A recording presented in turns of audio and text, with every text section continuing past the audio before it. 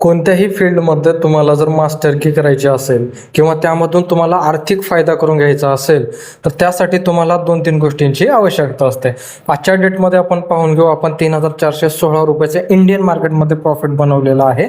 आणि हे कोणत्या पद्धतीनं बनवलेलं आहे, यामध्ये काय गोष्टी होत्या, मी कसं बनवायला पाहिजे, लोकांनी यामधून काय घ्यायला पाहिजे, हे सगळे मी बारकावे यामध्ये सांगणार आहे. त्यामुळे व्हिडिओ शेवटपर्यंत पहा. इथे पहा, मी तुम्हाला काय दाखवण्याचा प्रयत्न करतोय.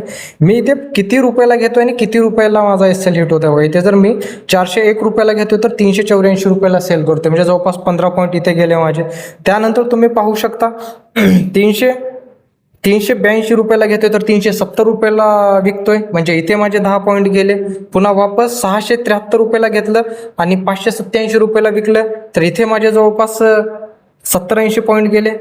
हे मित्रांनो मी इथे देते वेळेस 20 पॉईंट, 50 पॉईंट, 40 पॉईंट या पद्धतीनं दिले. पण जेव्हा मी इथे पाहतो, मी 10:53 एंट्री तुम्ही ऑब्झर्व करा मित्रांनो, 696.30 रुपयाला मी यामध्ये एंट्री केली होती. हे बघा 696.30 रुपयाला 10:53 आणि 1 वाजता 11 वाजल्यापासून 2 तास होल्ड करून 1163 रुपयाला मी एक्झिट केलेलं आहे.